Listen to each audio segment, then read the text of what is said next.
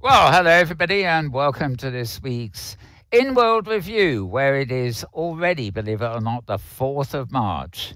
And just in case you don't know the year, it's 2018, but I think most of you do by now. I usually forget it anyway, but that's me. Um, Right. So on today's show, we're going to be looking at one thing in particular. Um, Generally speaking, I'm joined by James Atloud, of course, who's multitasking on all our camera systems. So welcome, James. Oh, thank you, Mel. I'm happy to be here. And our main guest this week is none other than Felon Corrimal, or sometimes known as Kevin Feenan, who is, of course, behind Rockcliffe University in the Avacon grid and in Second Life. And he is also the person that effectively convenes the Virtual World's Best Practices in Education conference, which is coming up. So welcome, Kevin. Great. Thank you very much. Now, just before we start on that, I'm going to just hop over to our display screens at the side here, or the one on the left for James' sake. I said it's the 4th of March, and believe it or not, every single weekend of this month is going to be bang smack full. Next weekend, on the third Rock Grid, there is a music festival called the No Borders Festival. Sometimes it used to be known as Robstock. And this, unfortunately, is a rather poor resolution slide. So if you can't see the address, the website is www.nobordersfestival.org. The grid it's held on the hypergrid is grid.thirdrockgrid, and the third has a 3 in it rather than letters. .com, port 8002, and the region is called Robstock.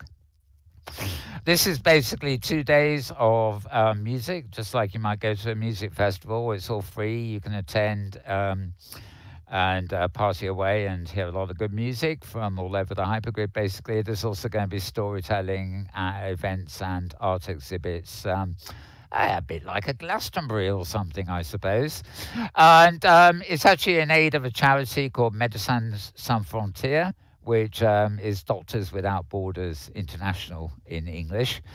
And you don't pay to get in or anything, but you will obviously be, how should we say, politely pestered for donations for Doctors Without Borders if you feel free to donate anything. I think it is all done via PayPal rather than Globits or anything, but you'd have to check that when you arrive there. But you certainly will have no problem getting in, and I'm sure they won't hold it against you if you don't have any cash and just want to freeload at the festival. You get the idea. Just like a real rock festival before they built walls. Right. Moving on from that. Now, the weekend after that is the very thing we're going to be talking about today. It's Virtual World's Best Practice in Education for this year. It's called VR Evolutions or V Revolutions. As Kevin told us last time, it's completely up to you how you interpret that. But it's all about evolution and revolution, I guess. But we'll find out a little bit more about that. This event is, unless Kevin tells me otherwise in a few minutes, is wholly in the Second Life world this year. And immediately following that is our very own Hypergrid International Expo, which is 24th and 25th of March, where we will be basically, there'll be 5 sessions over 2 days in Spanish, French, German, Italian, and Portuguese. And we will be broadcasting a sort of halftime show both days, which will be a bit like this, where we'll have people like Heike Phillip and things sort of helping us summarize in English what's been going on. Usually the stuff from the beta we ran in December, a lot of the stuff is kind of very visual anyway. And depending on your language, when you go to it, you will better join a group in your own language, which will provide you in your own language with translations of what's happening at any given time, unless it is in your own language, if you see what I mean. So looking forward to that too. And believe it or not, by the time those 3 are over, guess what? It's April. So it's a busy March indeed. Okay, now let me. I'm going to keep the. I'm going to move back to the V Revolution sign just in case we need it while we're talking. But I think we can now plow away with the chat, as it were. So welcome back, Kevin. Um, it I think it was only a few weeks ago you were here. Really, I was sort of announcing, the dates and everything else. But of course now, you've got the full agenda organised and everything else. So I think the best place to start is if you. I've got a copy of the agenda, and I notice there's a few prelude events too. I think if, for example, today you've got something called Get Scrooged. Redux Explore Christmas Carol. So you've got a few events before, but basically the main event, of course, is for 12. No, I've got my dates wrong already here. But anyway, there are a few little things before and after. So maybe I'd like to go through all of them, and then particularly the events at the conference itself. Well, the conference itself actually runs over several weeks. It's not just the 3 main days of the conference. So when we started this out 11, 12 years ago now, 12 years ago, oh my goodness, we've been doing this for a long time. Yeah. We have. The like everything used to occur inside the space of a couple of days, including all of the immersive experiences. And one of the things that we found over the years was that the immersive experiences really couldn't be experienced properly when you were trying to do it in the middle of the main conference time. Yeah. Right. So things like the Scrooged, the Scrooge play that's occurring, right? Explore a Christmas Carol, that's happening tonight between 7 and 8. But it really takes time for you. It's not a matter of just sort of showing up. You do sort of need to get to that particular location. They have the performance that they're going to be doing. There's a little bit of after that goes on with it. And because it's off-site of our main VWBPE sims, it means that people are sort of coming and going. So we found that these things were far more effective if we actually moved the immersive experiences out from the main conference and we put them just a little bit before and a little bit after. Yeah, for sure. So, I mean, we've got the virtual remembrance, which is a World War I reenactment. We have Venice in 1600, which is a wonderful setting that they've got for education in there. We've got the making discoveries with SL Creative Processes. Those are all occurring before the main conference event, and then after, we've got a whole series of different things, including events occurring in Kitely and Second Life, and the Cave on an Abacus are running a Easter ethnography event in World of Warcraft on April 3rd, which is going to be really kind of cool because World of Warcraft does these festival type events that only occur during certain limited periods of time. And this one lines up with our conference. So they're actually spending a couple of hours with people in World of Warcraft on April 3rd. So we have all these things that are happening before and after the main conference event itself. But then, of course, the 3 days are just jam-packed, right? So March 15, 16, 17 is just going to be, back to back to back lectures and workshops. And this is all very international too, isn't it? Ooh. It is. Sorry. Hold on. I should have turned my phone off. My apologies. I thought it was me. Well, actually it was, because you notified me in about something in Discord here. Oh, okay. It sent a note to my phone. So he was actually notifying me about my heavy breathing. Oh. Yes. No, I'm not. It's just terrible. It's me.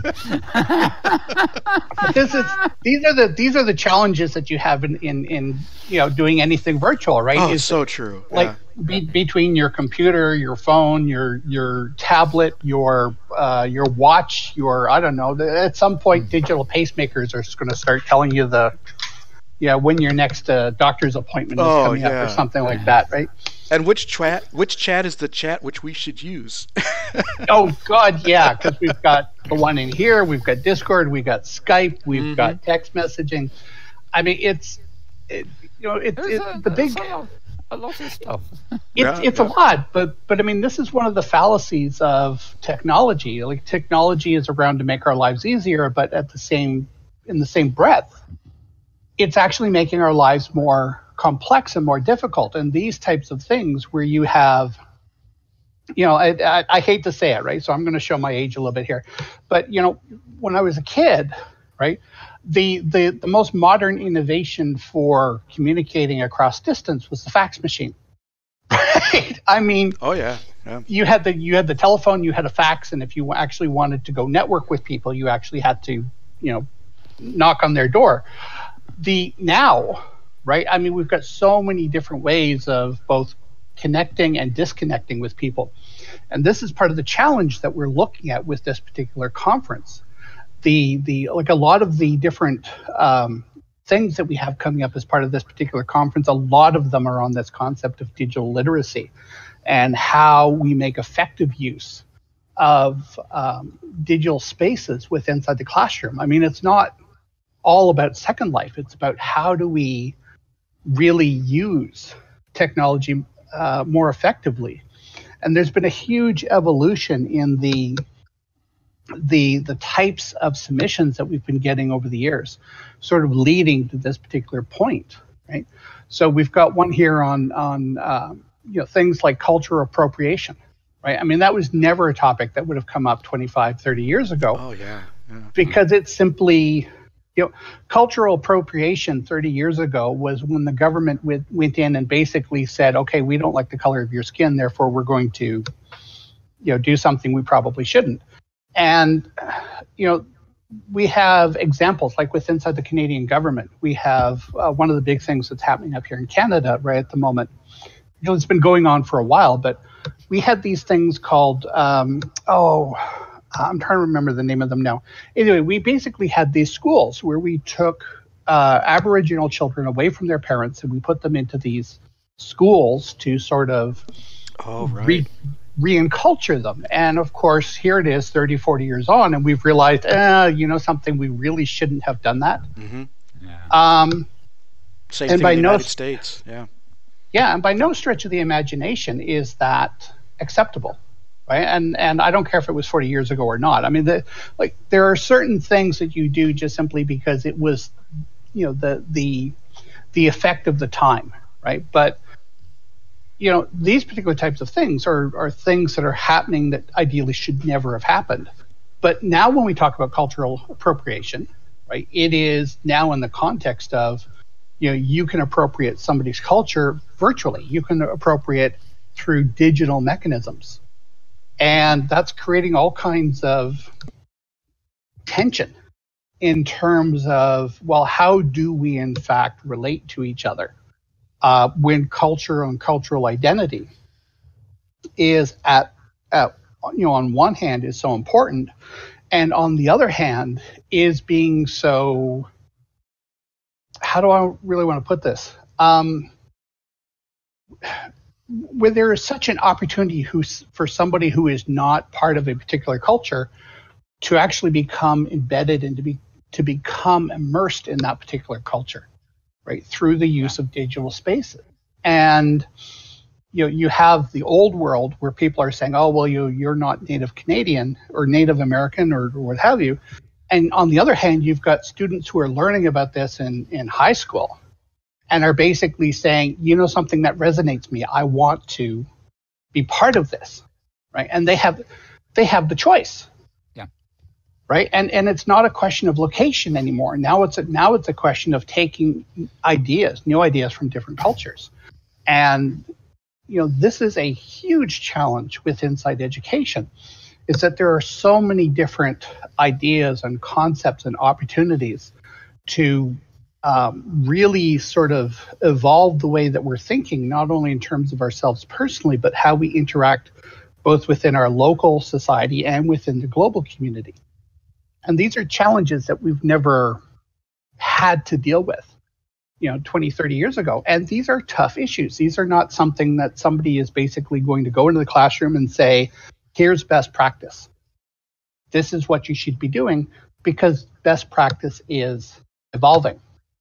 Sure. Right? We just simply don't know what is best practice, because these are issues we've never had to deal with before. And we're finding, this is just one example, but there's a lot in terms of what we're going to be talking about at the conference that's going to sort of resonate with this theme of evolution and how and where it is that we're sort of going to. Hence the play on evolution and revolution in a way. Oh God, yes, and it's a little bit of both.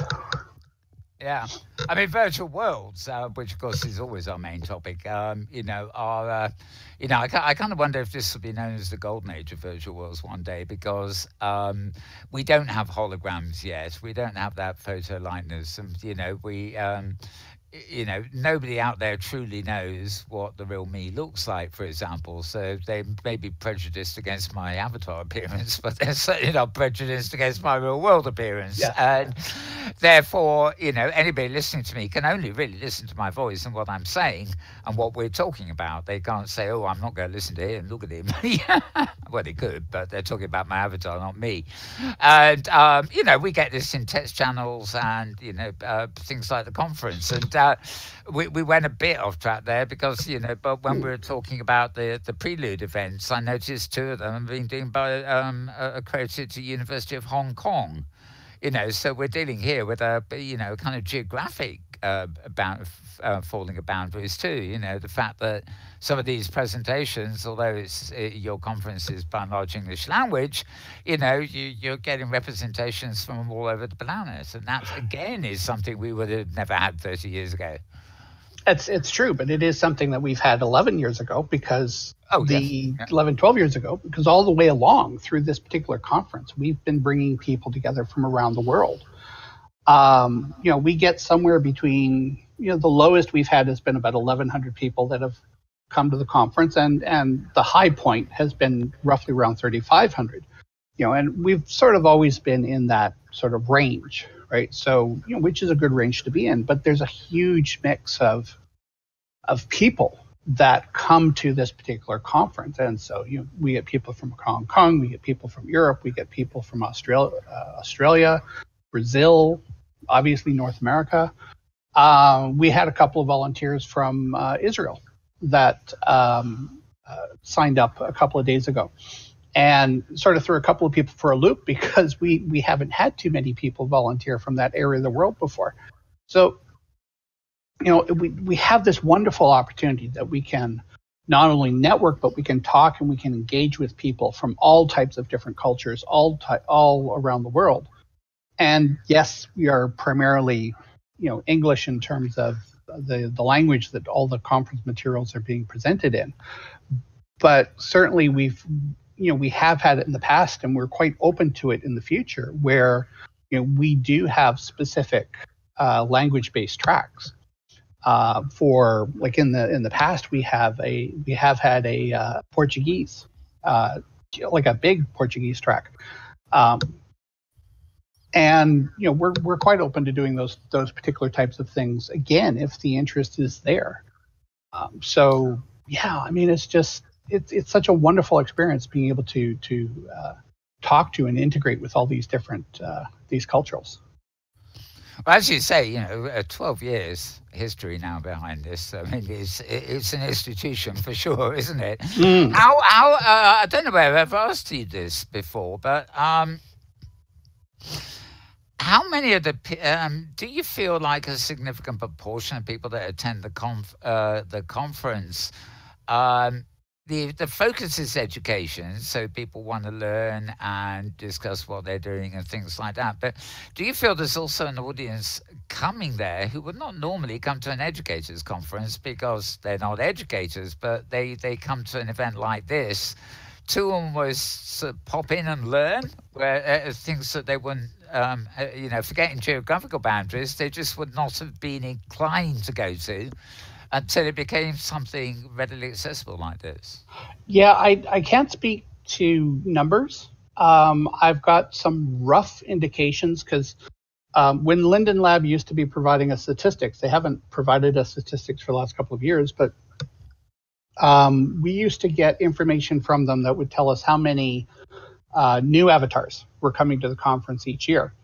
And up to that point, we were probably seeing about 10% brand new people to Second Life that were coming in specifically because of this conference. And anecdotally, like I have no firm statistics on this, but I know almost every year I run into people who are just discovering Second Life or just discovering virtual worlds, or they've heard about the VWBPE conference, and it's their first exposure to these particular types of concepts. And I think more and more you're seeing more interest in this. About 7-8 years ago, when I was going to education conferences, quite a few or at least a number of presentations were being done by people who were saying, oh, I found this really interesting platform called Second Life. And they were treating it as if they were the only ones that had heard of it. At the same time, there weren't a lot of presentations inside these virtual or digital spaces. Now you go to conferences, and it's very rare not to see at least a few presentations at almost every single one of them that are focused on OpenSim, Kitely, Second Life, Sansar. It's all of these different virtual spaces which allow educators to go in and be creative in how they set up an experience. And it's becoming more the norm as opposed to where it was 5-10 years ago. So basically, you're saying, the not so much the discovery of virtual worlds, but the utility that virtual worlds, virtual spaces can provide is becoming, well, it's not ubiquitous, but is getting more and more interest as time goes by. Oh, absolutely. And now, keeping in mind that we have a lot of different options that are available to us. So there's a lot of people that are using mobile apps. There's a lot of people that are looking at a huge focus on video. And you have so many different options from a digital playground on which to experience and to bring into the educational context. So, Second Life is certainly not the beans all and ends all of everything that's going on. But it is still a phenomenal platform in order to go in and to rapidly develop an experience and have it practical for an educational setting. And it doesn't require a lot of time in terms of which to learn. I mean, if somebody wanted to create a mobile app for their students, that involves a fair bit of programming experience. Right? I mean, you need to understand programming. You need to understand code. It's, as much as there's all these websites that are out there that says, oh, no, we'll show you how to build a mobile. No, they won't. They're not going to show you how to build a mobile app. What they're going to show you is how to integrate, YouTube into a mobile app and into a website and call it a mobile app. I mean, there is still a difficulty there on the mobile front that is not making that as accessible as it could be. But in the meantime, you come over here to something like Second Life or OpenSim or Kitely, and this is, relatively speaking, compared to a lot of the other digital space applications that are out there, it's not as difficult as what people sometimes think it is. No, I mean, I think it's what we all know the immersive qualities. I think it's sort of, except for people that suddenly find themselves in the middle of the crowd and realize they're surrounded by real people and vanish quickly. You mean I'm in the center of attention, take the spotlight off me. But apart from a few people, I mean, it's very quickly engaging. The arrogance make you walk. You may not even figure out how to fly or anything like that, but it grabs you. It engages you. And the challenge for anybody, I suppose, who wants to create an app and things like this that does this on mobile even, is that you're always creating an app for a purpose, whereas these worlds have so many purposes. Somebody could walk around and feel at home in this wonderful environment and forget for a moment that they're there to be at a conference. And then their mind shifts and, oh, yes, I'm here to go to a conference, aren't I? I'll walk and investigate that later.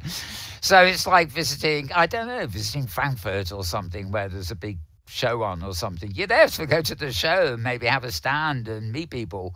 But at the same time, at the end of the day, you go and investigate the town and the old town and things like that. So, it becomes much more than the event you're attending. It's like, it's like a temporary immersion into a whole new sort of world. And I don't think a lot of, people who might structure apps specifically for learning. I mean, there's people like Dayton here in the UK who do that with fieldscapes and things. I mean, it has a very strong immediate function, for kids to investigate things, but it's an app for a purpose. It's not like they can turn a corner and then do something else with it when they're not doing their fieldscape exercise. Whereas when you've got something happening in here, it opens up all sorts of wider possibilities. And as we all know, nothing exists in isolation. I think the interconnected worlds have a lot more breadth and opportunities, as it were, than any app or any given virtual space that might be on the web that is solely dedicated to one function. I'm not putting them down, but it seems the open spaces have much more potential. I think it does. I mean, when you build a custom-built app for a specific purpose, it's a throwaway, right? I mean, it's once that app has fulfilled its purpose, you're done, right? And everything that you've invested into that is now sort of gone. Even though within a virtual space, we have the ability to build, rebuild again. The time scale is such a shorter time scale to do something meaningful, and nothing is really a throwaway in terms of anything that we do there. So. Like every 3 years, what we've been doing is we go out, we have a brand new primary build for the conference location. And so last year we did a huge rebuild, big nautical theme in terms of the layout. We sort of used I was sort of using the Isle of Man and the surrounding area, landscape area as the terraform for it. It's very nice. But the neat thing about it was we built so much last year, and then this year we've added onto it, and next year we're going to add more onto it, and then we're going to take all of that, we're going to put it into our inventory, and we're going to start all over again.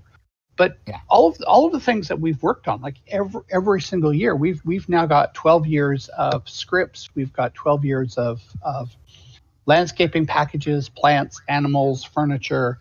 It all becomes an inventory. Yeah. Of things that can be repurposed. Right? And when you write code, when you do a mobile app, some things can be repurposed, but things like your data, right, and other things, unless you're really good about working with big data, it's single purpose. It's once you've achieved your objectives, you're done. And a lot of people don't know what to do with the aftermath.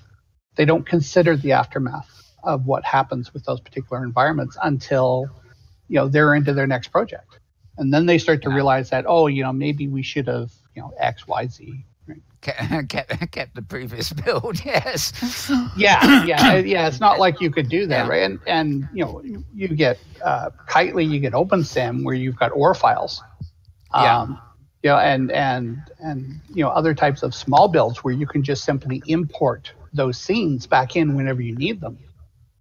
That's now you're really talking power, right? I was, when you were talking now, I was immediately thinking back a couple of years to, I think it was 2 or 3 years you ran with this sort of huge steampunk build, the auditorium there. Oh God, yes, everybody loved that build. I'm not surprised. It was magnificent, but it's gone now. But you could put those assets up here in OpenSim. You could recreate that build for another purpose here, for example. But more importantly, with Cyber Lounge and the web world stuff, you can now export that build and actually put it on the web. It's not linked to an open world anymore, but it can actually exist on the web page, as a single place you can explore via the web. You could import it into Unity and export it up to Sciencebase. It could be a single area in Sciencebase too, and of course. There is already a web version of Sciencebase, but I've been told that within a couple of months there'll be a fully functional app. And of course, this won't be an app that is for a given purpose. This will be an app that is a window into the Sciencebase world. So you choose your destination. It's not like the app chooses it for you. So, all these assets that, things like VWBPE have 12 years worth of assets, all that has a tangible value, especially if you can, we all know how non-inexpensive Second Life is, but you have the assets, you can, they may not be of current value, but they can still be deployed when you need them at, possibly a fraction of the cost of what it would cost to keep them in somewhere like Second Life. So, I think they're valuable. I'm an asset person, I hoard everything, probably too much so. But it's having it's like building a library, isn't it? In a way, you open the library, you put some books in it. 12 years later, you got hundreds of books in it. The books don't go away; the assets just become bigger and bigger, and the value of the library, becomes greater and greater. Yeah, and I hate to move off topic a little bit, but that's in fact what we're trying to do with the Rockcliffe Library. Which is in OpenSim, in fact. It's over at Avacon's grid, isn't it? Yeah, well, we've got one in Second Life and we've got one in OpenSim. And, Mel keeps adding to the library collection that's there. It's fairly substantial in terms of what we've got. But, because we keep adding to it, the value of that library just keeps going up and up and up every year. And we get more and more people that are going in and taking advantage of some of the materials that are there, because some of the assets are just not readily available through other sources. So, I'd love to be in a position where we could actually add more technology to it and add more technical functions, the ability to use big data a little bit more effectively than what we are. But, still, it's a wonderful starting point for people who are trying to learn about these particular environments for the first time. So sorry, a little library plug there. But there's also a lot of other libraries that are doing the same thing. And in fact, we've got a couple of library groups that are presenting at the conference this year. Great. I actually wonder how long it would be before we, we're starting to see, not Amazon type things, not just online, but actually the idea that you walk around a 3D shopping market, and pick stuff off shelves like you do in real life and put it in your cart. But, a similar thing, happens with libraries where you can literally click on things and they'll open as readable PDFs and things. And, maybe the Kindle interface for one day will be a virtual library you walk into to find all the stuff, Well, I'm thinking it won't be that far off, because to be quite honest, and what I could completely envision is you go into a virtual environment, which is your grocery store, and as you're going around the store picking things out virtually, a little drone is actually going around with a camera, and it can actually show you the produce with it. Like if you want to, right now you can order groceries online, have them delivered, but you've got you're hoping that the person picking those groceries is going to pick out the product that you want, right? If there's a rotten tomato and a good tomato sitting side by side with one another, somebody's going to look at that and say, that looks like a nice tomato, but because it's by the rotten one, I might not want to have that one, because as soon as I get it home, I'm going to have to wash it. And you right? know, And when I go to the local supermarket, you know, it's a bit of a nightmare because I will go to things, the regular things. I know, fair enough, but I yeah, will see things, you know, and the first thing I have to do is I have to take off my glasses. Oh, sorry, put on my glasses, take them out, put them on, yeah, and then struggle with the like 3-point type on the back to see what the ingredients are because there's things I can't eat, you know. yeah. And so doing that virtually would be an achievement because, you know, at the moment, you know, I could look at something and think they look great and then they get delivered and, you know, they're jam-packed with sugar and salt and all the sorts of things I really shouldn't Mm. eat, you know. So, yeah, it's got a long way to go, but No, but oh, I could totally see this environment being merged with drone technology yeah. and 3D mapping, and the end result being that, you know, if you actually want to go into a store, you go do it virtually, and a drone in the store actually goes around and, you know, shows you the item and allows you to pick it out, and then you can Hey, hey, try it hey, on through a 3D avatar. And I don't want the drone to show me where to pick it out. I want the drone to actually pick it out for me. well, that's a possibility as well. But Yeah, either way,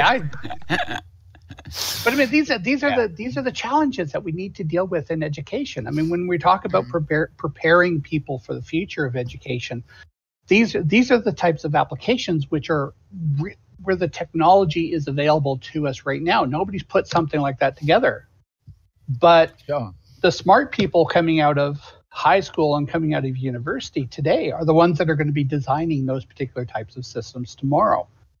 And you know, Do if you? they don't have an appreciation for digital spaces, digital literacy, and the types of issues that we'll be discussing as part of this conference, they're going to be very hard pressed to be able to keep up inside a workplace that is becoming ever more increasingly digital. But yeah, coming back to digital literacy. In fact, you know, I consider it very important. I'm pretty sure you do too, so I don't really need to ask you. But that is the need really from what I call primary school, maybe even kindergarten upwards. You know, to see a much greater focus on what I would call human computer interfacing in general. Mm-hmm. How you handle yourself in a world that is increasingly online, the different elements of computer interfacing, which of course the peak point for us at the moment is virtual worlds, but who knows where it's going to be when all the, you know, certain kinds of hardware become more ubiquitous, shall we say, you know, the winners and losers in the VR race start becoming more evident. You know, it's already taking off in the enterprise, if not consumers. And you know, you know, kids today they can play computer games. They do have digital literacy, obviously, but you've only got to look at the Facebooks and things of this world to see where it's all gone wrong. You know, where you know it is being used for trivial stuff, for fake news, for you know. It's almost as though there's no rules governing how you act with these things, and no even comprehensive understanding of the fact that you are interfacing with a computer system. I Mm. mean, you know, all those there was that research thing, wasn't there, quite a while ago, where people sort of, you know, asking questions of kids. And you know the reply that I always laugh at is, "I don't use the internet. I'm just on Facebook." You know what the hell did they think Facebook is? You know, it's almost as though there's the education Mm. has, you know, there's a blank spot there. They don't understand that what they're saying is the same as the thing they don't do. You know, it's very weird. So you know, I think you would agree. It's important, really, that that sort of thing is starting to be taught at a much earlier level. You know, because you know Well, it is around us. You know, over and beyond the subjects we learn, the facilitation. well, Um, I would suggest that it's gone beyond starting. I think we're now so far into this idea of, because keep in mind, I mean, the advent of the World Wide Web in terms of you know, sort of true commercialization was the early 1990s. So we're now talking what, 30 years later, right? I uh, mean, this is I don't think we can claim that we're just starting to talk about these particular subjects. I think we're sort of mired in it, and what we're looking at is we're looking at these complex problems that are resulting from the innovation that's going on around us. How do we? Because there's no tradition behind us that sort of guides us to say this is best practice, but this isn't. And even 30 years in, we're still having this conversation insofar as what are the best means of teaching children about digital literacy. I mean, you have at almost every level within school systems, you have these discussions that are going on that are saying children, and young adults, university students, they need to become digitally aware. And yet we don't have effective programs in the schools in order to make that happen, in part because we don't understand the nature of the problem itself. So while you have all these people that are proposing these solutions, we still can't adequately describe the problem.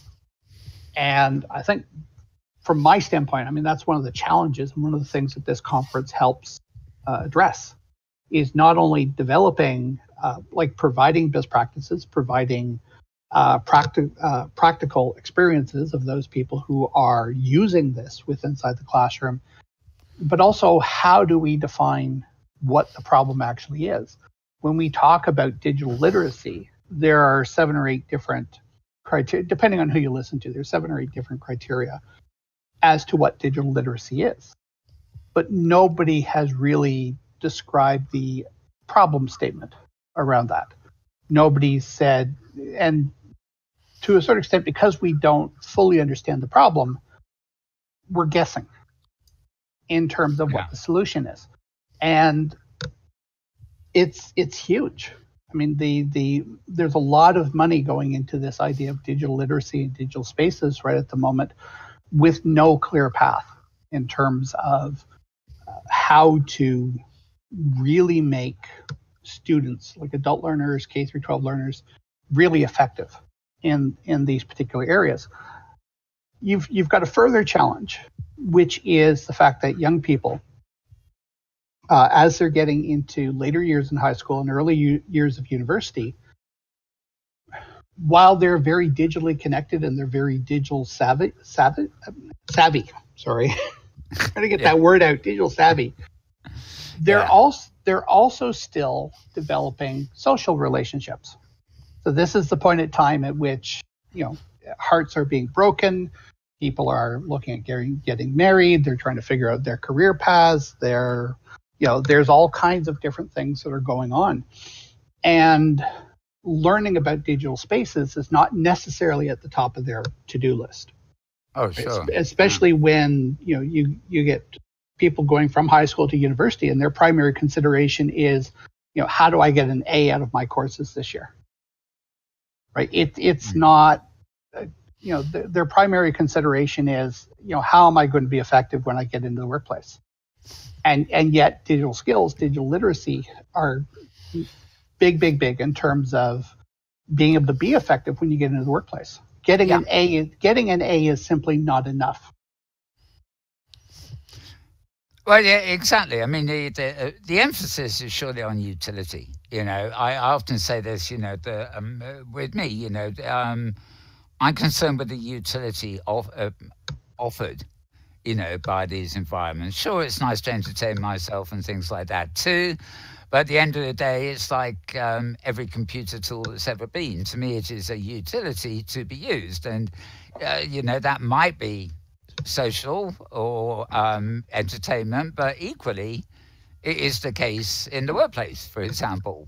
So as you say, you've, somebody just say in their 20s or something, they're thinking about their career, they're thinking about all the sort of things in the real world that, their future, probably.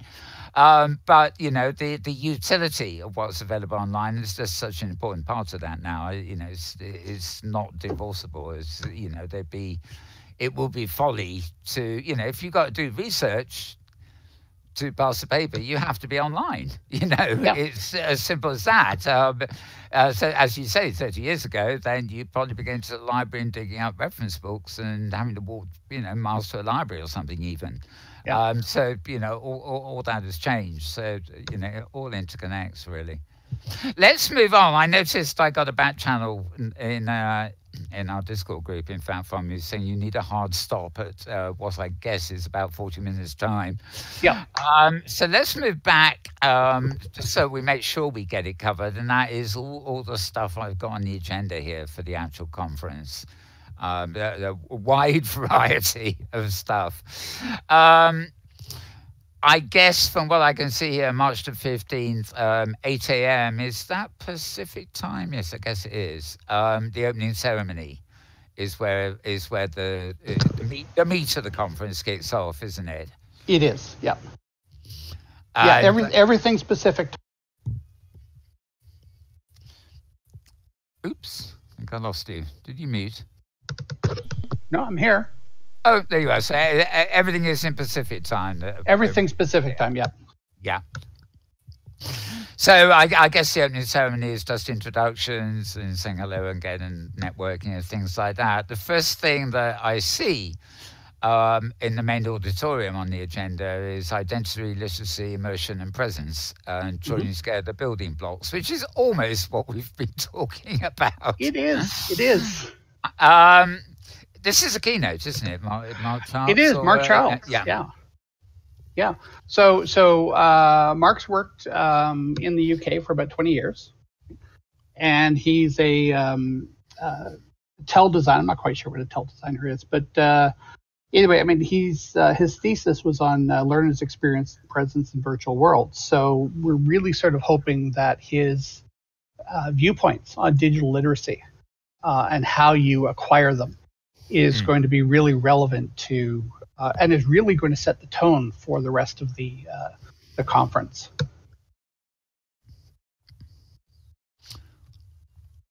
Right. I guess there's not much we can say about that. Hopefully he will. Well, I mean, I understand what you mean. I mean, the evolution, revolution thing. I mean, it all ties together with this keynote, doesn't it? Yeah. I mean, if I knew what his keynote was, I could could give you more information, but then Letty would shoot me afterwards, right? So yes, I know.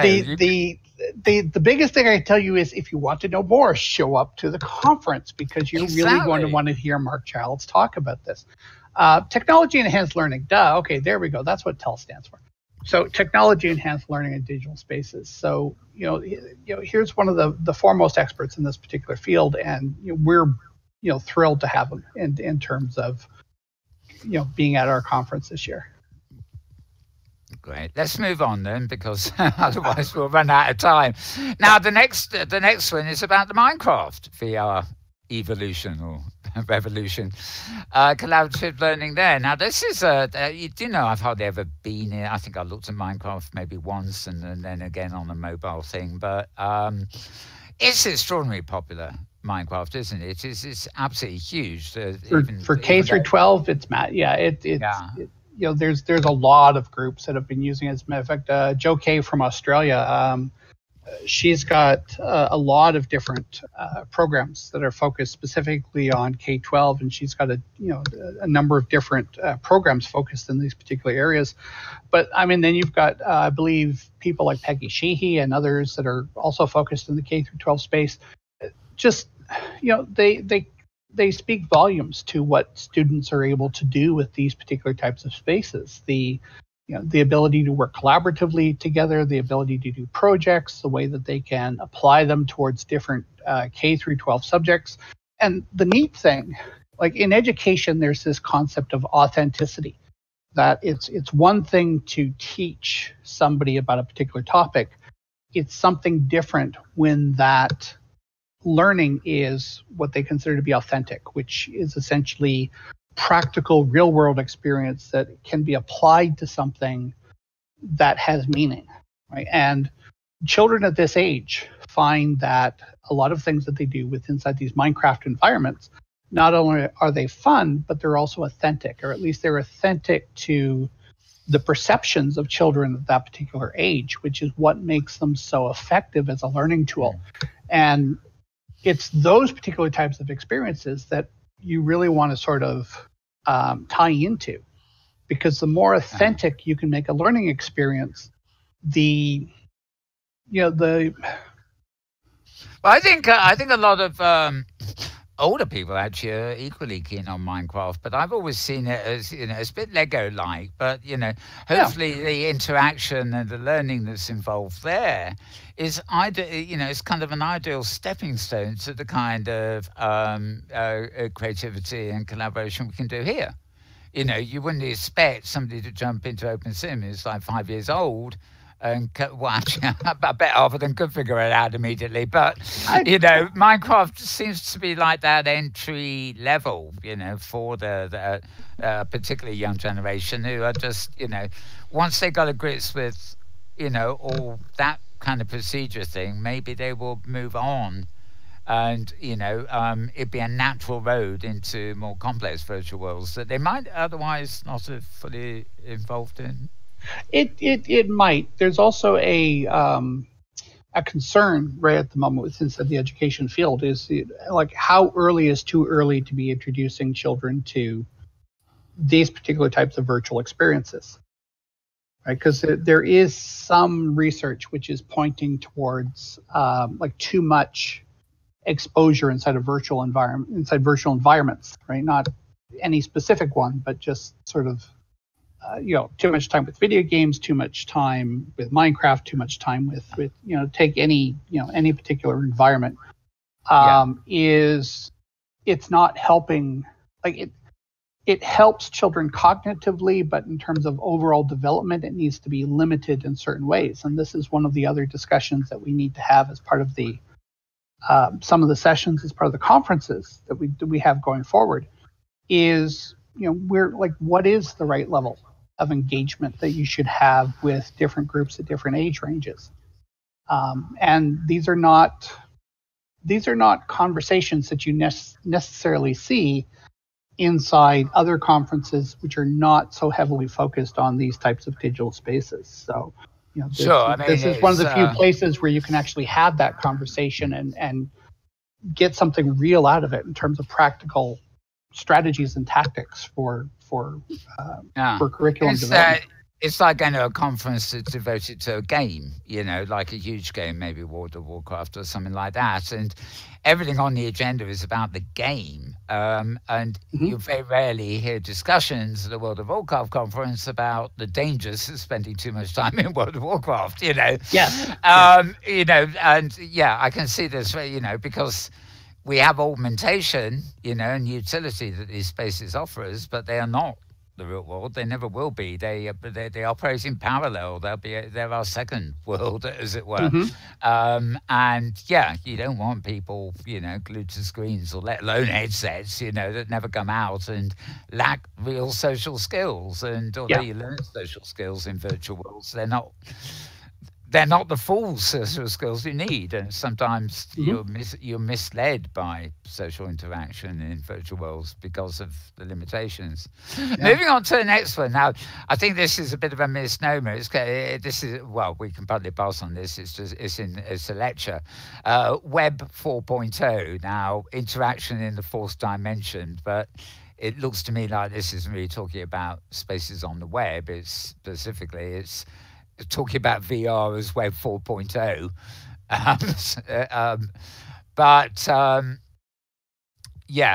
Looking at essential accessibility in virtual spaces. Well, I mean, keep in mind we've got close to 50 presentations that are happening over the course of 3 days. So, there's a lot of different things that are happening. So, we have. So sorry, I mean, obviously we have the lectures, like, the Web 4.0 thing, transgendered people, cultural issues and Second Life. There's a lot of great lectures that are happening in this particular environment. But we've also got our, we alluded to Mark Childs earlier. who's doing the opening keynote, right? We also have. I'm just thinking I'll move on to what seems to be the highlights here rather than lectures. I mean, you've got a social sim parade and music and dancing under the sea in the Octopus's Garden. It all sounds wonderful. But the next one, now I noticed this is in the main auditorium this year by the guide here, but this is your Above the Book session, isn't it? With the Ebbe Olberg. It is, and we are going to do the same thing that we did last year, which is we have a VIP section set up for Ebbe. Oh, we do. And right. we do. And so if people want to be part of that VIP, want access to the VIP area, then they're going to have to submit a question to us for Ebbe. And so far, about just over half the spaces are now taken, and there's still about a week to go to get questions and comments in. So, we have a maximum of 30 spaces that we're making available, and once the spaces are gone, they're gone, right? Everybody else will be able to watch it from the auditorium, and we'll have the technical issues from last year worked out. But we found that there's two different things that we found last year. I mean, on the one hand, it's wonderful when Ebbe wants to have a conversation with a large number of people within inside the environment, and we're going to encourage them to actually go to the main auditorium, later, to have some of those one-on-one type conversations. But we found a few years ago that when we were having conversations like this, the conversations inevitably turned to technology, and remained focused there for the rest of the time when we were taking questions from the audience.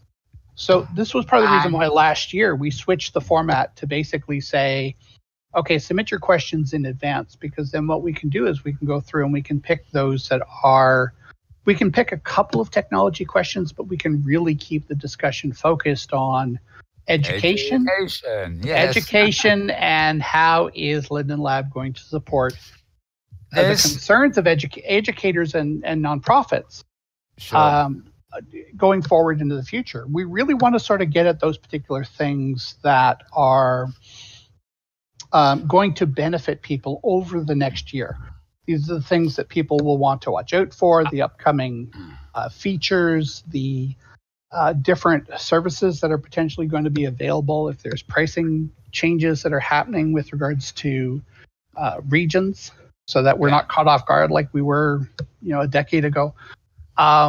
There's all kinds of different things that we would like to be able to get to and make sure that we get to. At the same time, we also want to make sure that people have their opportunity that they can ask. Yeah. Make sure you keep a couple of seats for the cameras, by the way. We got a couple of seats for the cameras, yes. But, Philip Rostow used to have this problem because, like, Ebbe is very accessible in some ways. Ebbe is a wonderful person to talk to. Yeah. And, when I refer to the problem, it's always the thing that the people that inevitably come to those sessions, which helps having a closed session, is that, suddenly the conversation starts talking about the platform and doesn't have anything to do with education per se anymore, because people jump in because it's the CEO of the platform. So, that division seems very wise. So, just as a sideline here, because I was going to mention this anyway.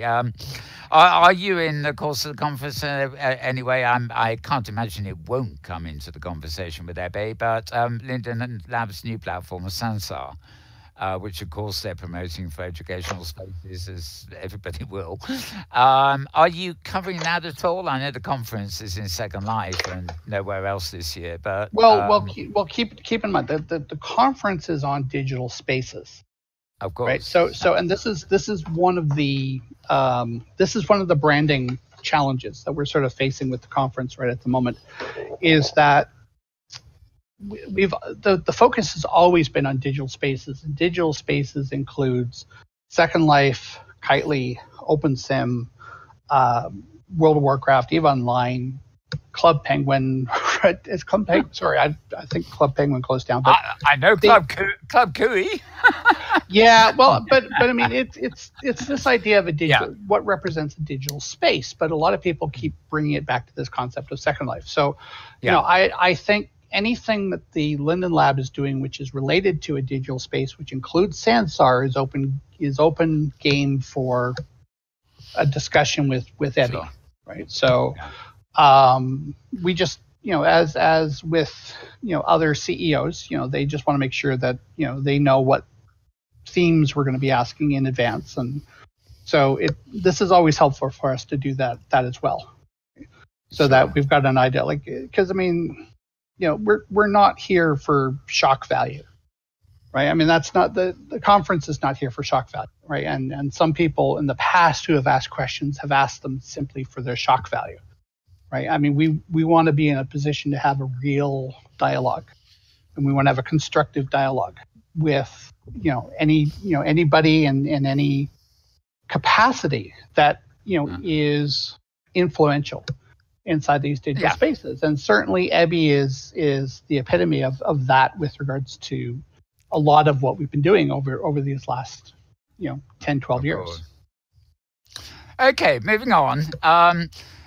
I'm bypassing a few more lectures. As you say, there are many of them. Oh, there's a lot of really good I noticed you've got an area called the quadrivium. I never quite figured that out. There's something happening down the future of STEAM. I presume that's...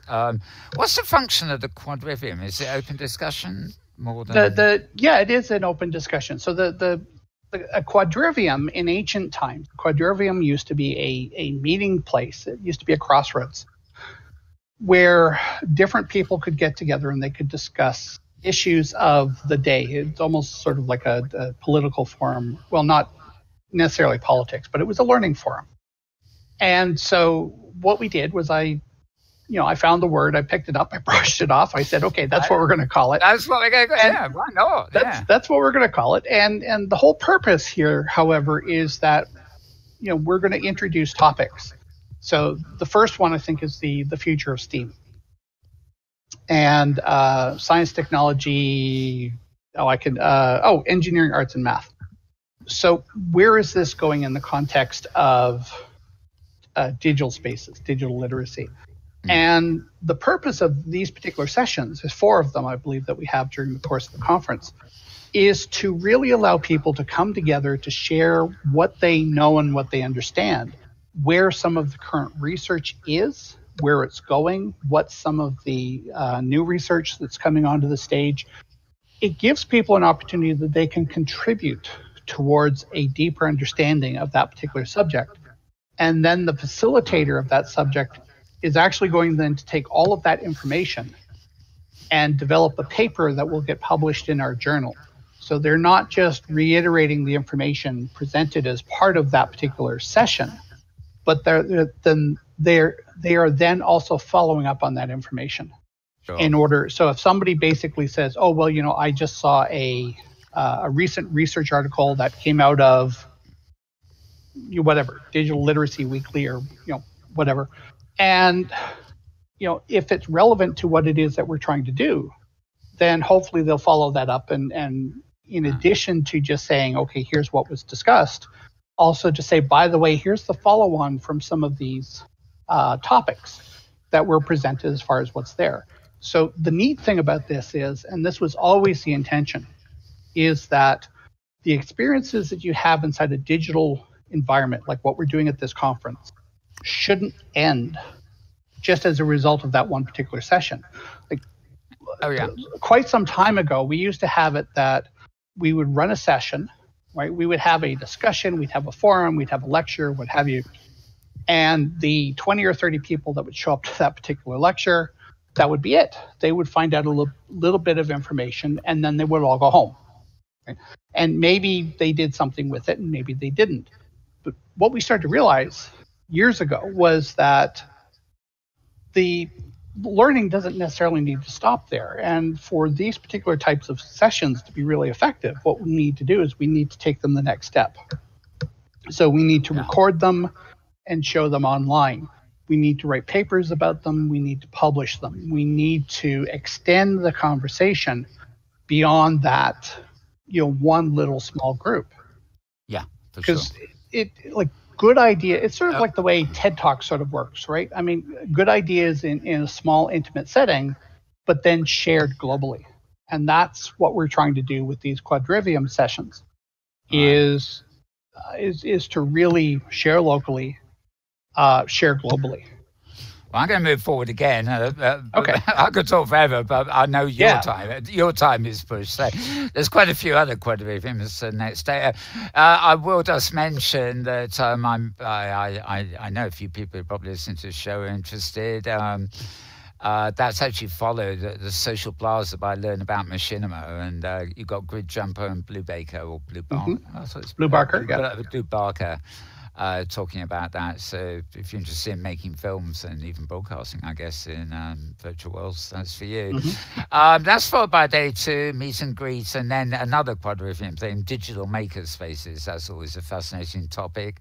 A few more lectures, digital literacy again, the solvable challenge, and self-directed learning. And actually a lot, and then quadrivium again, use cases, looking at use cases for social virtual reality. But then we come back at it's 11 a.m. This is another keynote, I guess, at the Maida Auditorium. The VR revolution calls for a new digital literacy, and this is Brian Alexander. Brian Alexander, yep. Yeah, maybe tell us a little bit about this one, because this is a keynote, isn't it? Yeah, he created the Future of Education Observatory and does monthly trends and analysis. He does book clubs. He does weekly video conferencing. He's a educational futurist, is in terms of what his, I guess, sort of his primary occupation. And so what he's going to be talking about is a series of technologies are constellating, right, to offer a new vision of computing. Virtual and augmented reality blending mobile devices into mixed reality, and how automation with gaming produces understanding of human-computer interaction and digital environments. So there's a lot of while Mark Childs is going to be talking a lot about digital literacy in the here and now, right? So Mark Childs is essentially going to be talking, if you want to look at it from this perspective.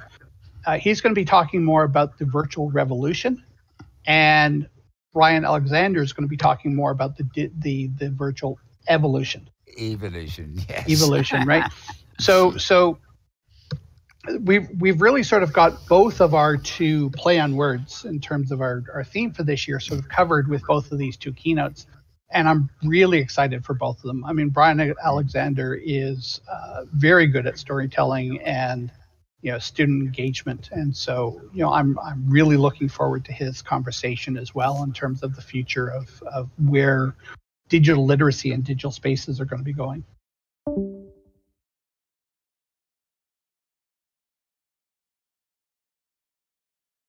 And I think we just lost Mel. We did just lose Mel. Okay. That's an unusual happenstance, but while we're here, that's the first time we've lost the host. It is, and I'm glad our channel stayed open while he. Here he comes back. Okay. There we go. Oh, sorry. I've found one of the slight snags with Discord, and that is another voice channel went bloop bloop and cut you off. It took you away. Yes, it took me into another voice channel. It was probably possibly my fault, because I thought it was a message that was highlighted and it swapped. Okay, sorry about that, folks. My silence for a minute. Okay, moving on. So those two keynotes, yes, they do sound to be absolutely great. That's followed by live music. So just to reiterate, of course, that it's a serious conference, but it's not without its fun elements, a bit of music and dancing and stuff like that to keep people happy and maybe wind down after a challenging talk. Well, I mean, everything as part of the conference is fully peer reviewed, because, like I said, we have the conference itself, but then we also have the journal, and we have a series of published papers in the Journal of Virtual Studies. So a number of these particular lecture presentations have papers behind them. So the journal will get published probably mid to late April. I don't think we've got an exact date settled, but it will, hopefully by the end of April it should be out. Because we still have to wait for the quadrivium people to write their papers and get those submitted. Sure. Okay. More lectures, hybrid conferences, Yeah. innovative. I'm very keen on libraries, so innovative virtual libraries, Hmm. research and design happening. Another undersea adventure and chemistry experiments in virtual worlds. That actually, well, it's a lecture. Chemistry. It's Chemistry is really cool. Now you're going to have to forgive me because this is a I little bit. can't I can't imagine it actually, but never mind. This is a little bit of a passion of mine because I used to in university the first thing that I went to study was sciences, and as part of that, chemistry was one of the big things that I was studying in university early on. So there's a lot of advancement that's happening inside the sciences right at the moment, Mm. and this whole idea of quantum computing and some of the challenges in physics and especially chemistry, like chemistry, biochemistry, these particular areas, anything to do with drug research, looking at drug interactions. These things are all going to benefit immensely from the advent of quantum computing. Oh And gosh, yes. Yeah. we are within a decade of having practical quantum computing computers available inside scientific um, establishments at a cost that they can afford them, right? Because right now there's sorry, soapbox. I don't mean to, but you started it. The the the quantum computers that are out there are so damn expensive, and they're still Yeah. playing around with how to actually get these quantum switching to work effectively, Mm. that it's not practical for small organizations to have access to these things, and especially when you look at drug companies, which are need to look at thousands and millions, in fact, of drug interactions, the way chemicals Yeah. interact with other chemicals. These particular types of technologies are going to drastically reduce the cost of drugs and other things in the future. And to start seeing some, like, this is the first time we've started to see a couple of chemistry things creep into the program. And I'm looking at this and I'm thinking, oh, this should be kind of neat, only because I'm a big geek when it comes to things like big data, quantum computing, digital, Yeah. right? So, I I'm mean, really sure. looking forward to that one. Yeah, I mean, well, we haven't got time to go into quantum computing and stuff No, like no, no, that, no, but no. you know Like I said, that soapbox. I'm going to put the that's soapbox away. yeah, but I mean, equally when that comes around, 20 years time, that level of desktop computing, if you have it, Oh, will be, revolutionize virtual worlds as well. We'd be, well, we'd probably be able to tackle your thing about gravity, but I won't go into that now either. well, so, Quantum computers could so, calculate. well, not quite, because I mean, I think people are sort of missing the point with regards to quantum computing. Quantum computers do not outperform regular computers when it comes to things like, you know, But they no, but they resolving can. things on, like, resolving something with inside a virtual world, right? It's not. But well, is that so? I mean, basically, it's number crunching and computing. And if something holding us back at the moment is that our computers just doesn't have the processing power to calculate, say, a complex movement in a virtual world, then I think quantum computers probably could handle that. I'm not saying they will. Well, To, it depends upon the way how the problem is expressed. If the problem is expressed in a linear format, a quantum computer will not outpace. As a matter of fact, it might actually be slower than a traditional one.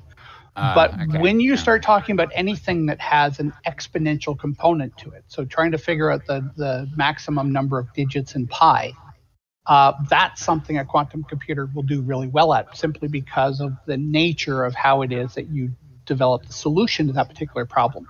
Looking at chemical interactions, that's an exponential problem, because every time you add in a new atom into the mixture, right, the number of possibilities increases exponentially. So Yeah. any problem that can be re-expressed in an exponential fashion can be expedited through the use of a quantum computer, but otherwise it doesn't perform any better than a regular Right. computer. So it really depends upon the types of problems, and how it is that we define those problems will really determine exactly how big an impact it's going to have us in the future.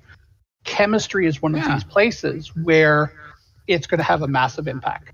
You're going to see And like I said, now I'm getting outside the realm of education, but Yeah. you're going to see cheaper drugs. You're going to see more different types of drugs with more beneficial reactions to them and fewer side effects to them, right? And this is only going to be possible because of quantum computing in the future. So the biggest change is going to be inside those particular, like pharmaceuticals will be probably one of the biggest areas that quantum computing is going to change.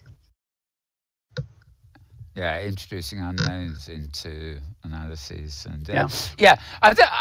ladies and gentlemen, I think I've just learned something here today. I'm fascinated by quantum computing, but I've always thought of its possibilities in terms of the number crunching rather than the type of number crunching. So it's a type of number crunching.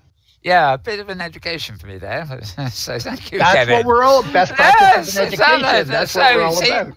I've just got my own virtual education today, folks. There you go. Very good. Right, moving ahead. I got this one confused for a minute, actually. Another quadrivium thing.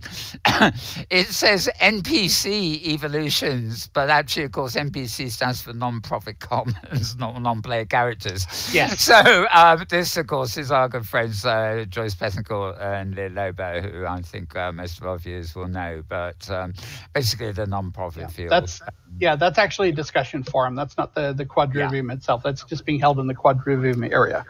Oh, I see. Right, so a convenient place to put. It is a convenient place to put there. Yes, very good. Our brains, ourselves, our wills. I love some of these titles. That's just a workshop. More lectures. Red carpet pre-show experience. Well, that's another entertainment, I guess. Something. I don't know where. The conference red carpet area is. I love the Spirit Light Dance Company, so this will be great entertainment. They are excellent. Oh, they always do a wonderful job. Yeah. And this is on the 16th, by the way, in the 6 p.m. in the evening. So we're moving on. In fact, we're on day 3, which is the final day. So the usual meet and greet. Well, day 3, we really want people to come see I think the 2 keynotes are going to be wonderful. Obviously, Ebby's always a good conversationalist, and certainly we have a lot of lectures on Thursday and Friday. But Saturday is jam-packed with lectures. There are a ton of really, really good lectures that are happening on the Saturday. So, we're really hoping that Saturday is going to be a huge turnout day with regards to what's here, because there are just so many really good back-to-back lectures happening that day. And of course, it's the one day of the conference that even people who are maybe teaching or educating on something and can't make it will quite possibly stand more chance of making it on the Saturdays. Quite possibly, but this is certainly going to be a really good day. I'll just highlight what you've got here for some of the things. I mean, you've got a session near the beginning on mobile virtuality for environmental education, for example, which should be interesting because, VR in mobile, we have AR, but, I think we're going to see much more tangible VR, of the ilk we have here in OpenSim and in possibly Second Life too. Blending virtual worlds and digital tech in language teaching, of course. Where we cultural appropriation, cultural appreciation. If they build it, they will come. This is Carolyn, who I had at OSCC, in fact. Amongst other things. This should be good. She's giving a lecture on if they build it, they will come. Yeah. There's one in here which I think is interesting, and not so much just for the topic, right? So Mary Ellen Gordon is going to be talking about avatars as data points. But this is one of the few times where you're actually starting to see more of the idea of big data starting to creep into some of the topics that are happening at VWBPE, and I think this is a really big sort of step in this particular area, because so much of what we need to understand from a digital literacy standpoint also needs to be focused on this concept of how to understand and work with scientific data and big data as we move forward. That's a core aspect of digital literacy, which quite often gets missed inside the curriculum development field. So this is another one that I'm really interesting and looking at. Is this Carolyn's you're talking about, or one of the other sessions? No, Mary Ellen Gordon. Did I miss that, or haven't I got to it yet? It's 3:00 on the Saturday. But I mean, like I said, there's a lot of really good lectures that are happening here. Yeah, sure. I've yet to go to that. I'm running down your list in running order here. Okay. Avatar identity is going to be featured too. Let me see. I'm bypassing a few here that are kind of off the main radar, I think, because of time. You're grounded. Yes, very good. Theorizing virtual learning space. Lecture again. Okay. Oh, yes, I see. Avatars as data points. So that, that's 3 p.m. on the Saturday. Oh. Building worlds, learning in a strange land. That's Lear again, isn't it? Yes, lovely. Mm-hmm. Right, Quadrivium again, waiting for the VR evolution. This again will be discussion, live music, and actually, there is a lot of stuff here on Saturday, as you say, but I seem to have run down it quite quick. Live music and then closing ceremony. Closing ceremony, of course, you think her award. Well, exactly. We don't know who will receive that, yes, because of course you don't find out until the day and the moment. We don't tell anybody until the day, and I really want to come to the closing ceremony because I think we've got a really good, well-deserving candidate for the award this year, and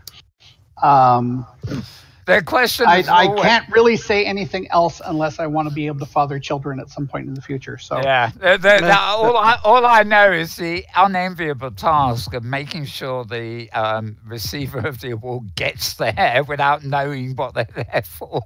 No, they know. We tell them in advance now that they've won, and so they've already been notified and they've accepted, and so. Now it's a question of, okay, now how do we keep it secret between now and then, right? Yeah, how do they keep it secret? Hey, I've got them. Yeah, well, shush. Yeah.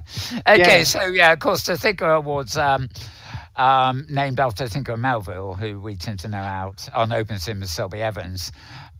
Who he's all over the place. He's done so much for virtual worlds. Oh goodness, yeah. And an outstanding person. Mm-hmm. Avatar gets the award every year. Right now, pertinent, I guess, to us on this program, I do notice that March 23rd, after the conference, you do have a session here on the Kitely Grid, Digital Citizenship Museum in Kitely. Yep. This is Valerie Hill again, isn't it?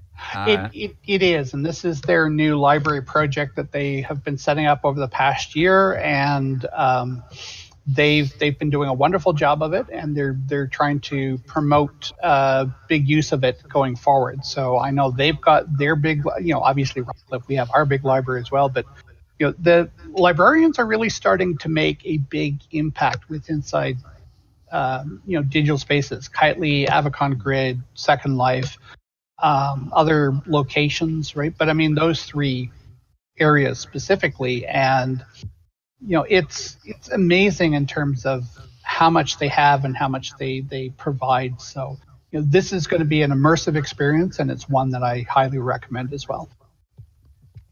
I think when I first signed up for Second Life back in the old formative years, 12 years ago or something like that. But I think apart from Metaverse, I think and we had a little Twitter group, but I think the first actual sort of Second Life group I ever joined was a librarians group. It was one of the first ones I noticed and thought, oh yeah, that's my cup of tea.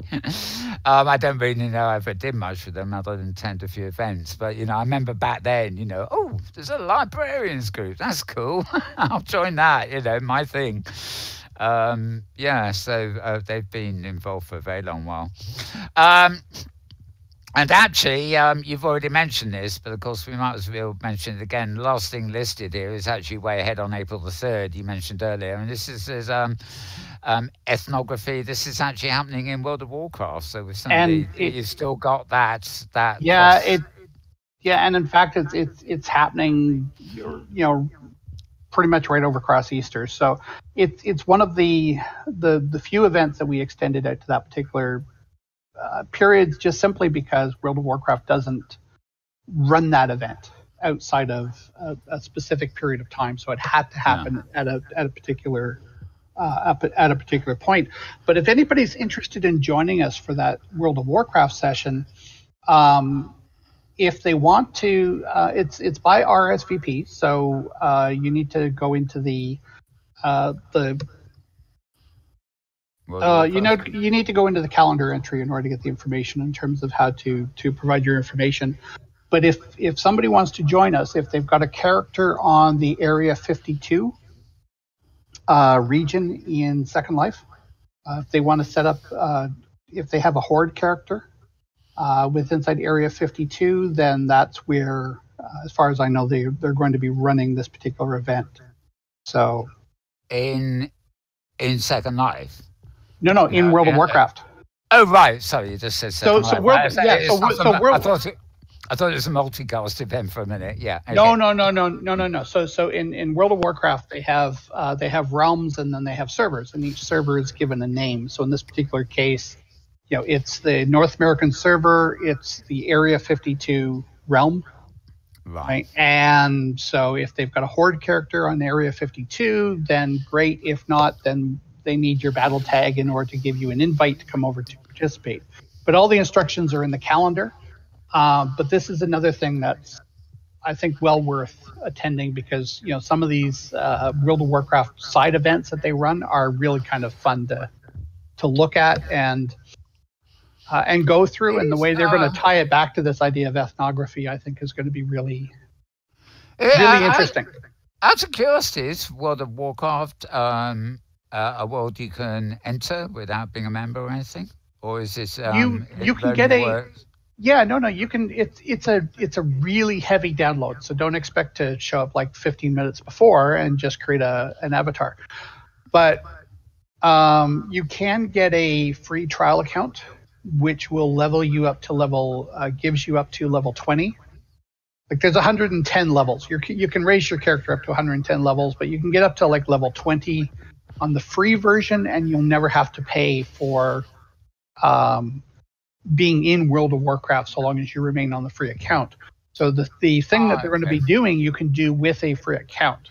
Right? The only downside to it is, like I said, it's a very heavy download. Sure. So it's something that if you've never been in here before and if you want to experience it, this is a great way to see what all the fuss is about. But you really should start the download like at least 3 or 4 days before. Right? If you don't already have it on your computer. It's big. Three or 4 days. Yeah. 3 or 4 days. It's a big download. I'm on a very high speed connection, and it still is an overnight job to download the everything that's there. So.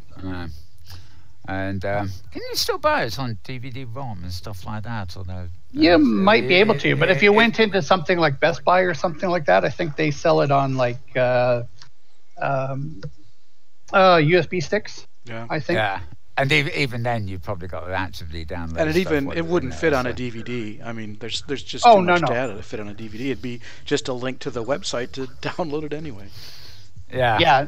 No, the DVD. It's far too big for a DVD now. You'd actually need like a 32 gigabyte USB stick now in order to get it that direction. So it's possible. I think I mentioned this. I bought off eBay just after the holiday. Yeah. It's about half a dozen USB sticks. Do you know what their capacity is now? 256? 2 terabytes on each stick. Not on a stick. On a stick. That means I've now 2 got terabytes on a stick. terabytes on a flash stick. It means I've now got a bunch of sticks that are bigger than most of my hard disks. Okay, you gotta send me a link to this, because I've never yeah. I've seen handheld drives that are 2 terabytes. I've never seen a stick that's 2 terabytes. So no, I put it. It's like I'm calling BS on this one. Yeah, I was overawed. I thought maybe I made a mistake and it was gigabytes or something. But no, I plugged them in, 2 terabytes. See, they actually got too big a capacity to work on some things like DVD players and things that support sticks. Oh yeah. Those only support up to 1 terabyte, and this thing's too big for them. This has changed. I was amazed. I'll try and dig up it was an eBay link. I'll try and dig up the thing and forward it if I can. Sure, there's a way.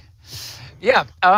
Okay. Anyway, that's another little anecdote. Another sign of the future. I mean, we talk about having our Sims on a stick these days. And, well, make sure you've got 32 or 64 gigabyte to be safe. I say, well, how about 2 terabyte, please? Yeah.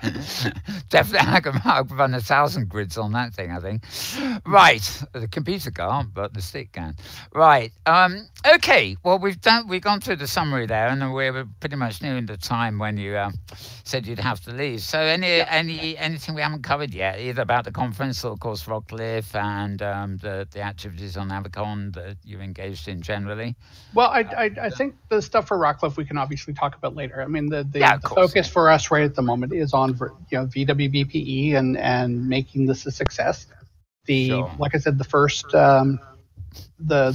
immersive environment is going to be tonight, and that's on Getting Scrooge. So I think that's going to be really neat. But I mean, in terms of this year's conference, I mean, we're getting a lot of really good support this year in terms of the conference. We've gone from a 4-day conference down to a 3-day conference. We've sort of tightened up the schedule a fair bit. But there's a few more virtual experiences. We've got a number of new sponsors this year. And I think this conference is going to be really, really good, especially, the number and the quality of lectures that we're going to have is just phenomenal. And we're starting to get back into, people are really starting to look at this more from the standpoint of digital spaces versus Second Life. And that's always sort of where we wanted to take the conference as we move forward. So I'm really happy with this year's conference, and I'm really looking forward to the main portion of it as soon as we get to March 15th. So.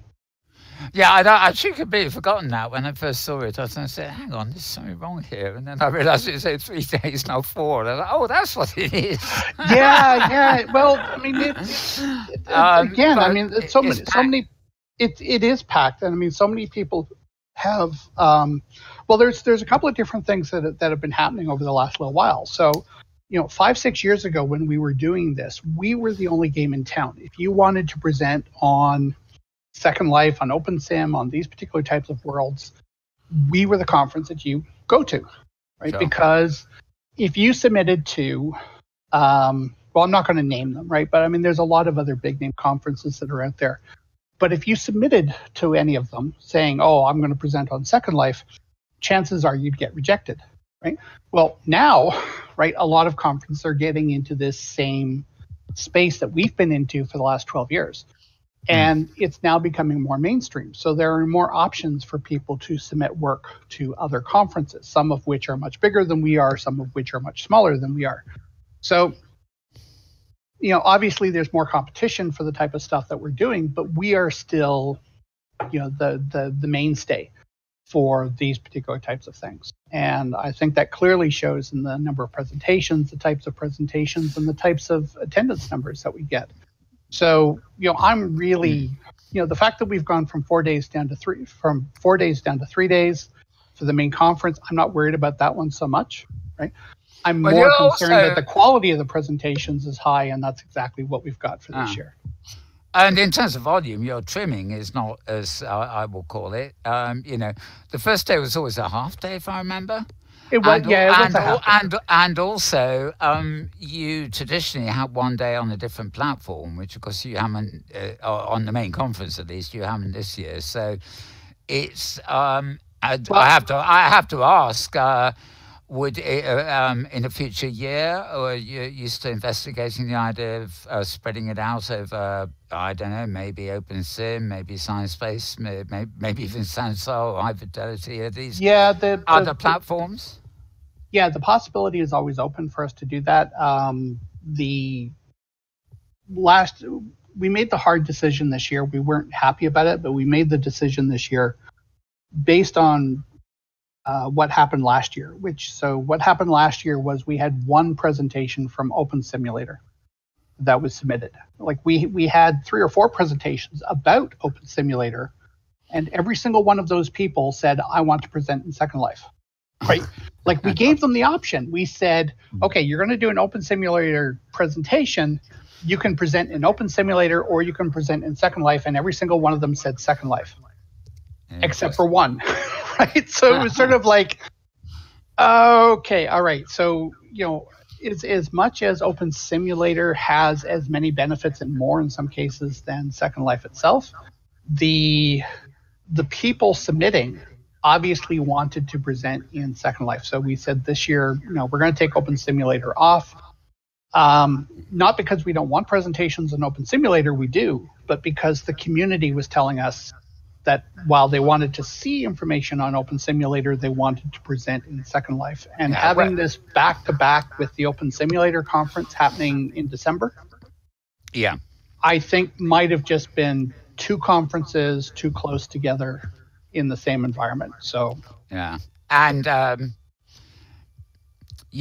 mean, you have everybody in one space basically when you get a conference this size. So it'd be one thing doing a broadcast from another platform into the conference, with a presentation, but it's another thing making them jump between incompatible worlds. So we oddly enough had a similar problem with the HIE conference in December. We had German, French, they were all foreign language presentations that we translated. That was the idea, to see what was going on around the world in other languages.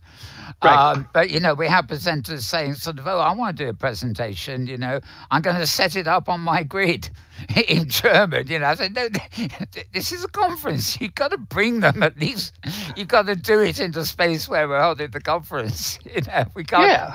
You can't expect everybody to beam out across the hypergrid to your grid just for your presentation. So, well, I mean, you can and you can't. I mean, I think the epitome of where we should be able to get to is that it doesn't matter which platform the presentation is going to happen in. And in fact, there's huge arguments to basically say that, if we could bring a crowd from Second Life to Open Simulator to World of Warcraft to Sansar to High Fidelity, right, and still all be part of a collective conference space that feels as if it's a conference space, that would be the ideal situation. But that type of interoperability between those particular platforms, where you can have a single person go in and say, okay, here's my conference space, and it doesn't matter where the lecture is, quote unquote, where the lecture or the workshop's happening, right? I can get there without having to log in, log out, log out, log out. Because every time you do that, right? I mean, it's similar to going to an actual conference, right? I mean, you got to move you got to move your ass from one room to another, right? Yeah, exactly. But as soon and when you ask people to do that as part of a conference, nobody minds. Everybody, oh yeah, no problem. I want to go see this particular lecture. As soon as you ask them to log in and log out of a system, right? All of a sudden, it's sort of like, oh, really? Do I have to do that? And you get to a new space, your friends aren't there. They haven't. But even though it takes a shorter amount of time to log in and log out of one system to another than it does to move your ass from one room to another in a large conference venue, people still find that the logging in, logging out process is, you'd think we were pulling their fingernails off, right? I mean, there are some very weird things, that, interoperability between all these diverse platforms is, seems further and further away because there are no common protocols like you have behind, say, the web. But the workarounds are beginning to look quite possible. I mean, Leo Lobo, who's in 1,000 places at once, including 1,000 places in your conference. She was doing a thing with Heiko in, I think it was Adobe Connect or something, type thing, and they created like a little book fair in SciSpace, and they took people into that. And when that was over, they went back into Connect, and it was they used a web version of SciSpace, so it was a fairly easy transition out of Connect to the web page. But what they found was over the course of the greater conference that Heiko was running, that people kept coming back to SciSpace as like a water cooler to chat. Because they had a fully interactive virtual world where they could meet. They'd seen the book fair bit, but they kept on coming back to meet and talk in the intervals and then they'd go back to Adobe Connect to a session or something. And I think in a very real possibility, for example, within a few months, like I could put a big screen like the slideshow screen here on one of the walls in the studio, and I could say interview Adam Frisby over in SciSpace, and his world, the WebGL version of SciSpace will appear on the prim here, and I can have him talking like full screen on the camera and engaging in the conversation. So even though he'd been in one platform, we'd be in another platform here, but there are also ways we can link audience chat together, for example. So this show is not in front of a live audience. If we had live audience, we'd be over in Canada. But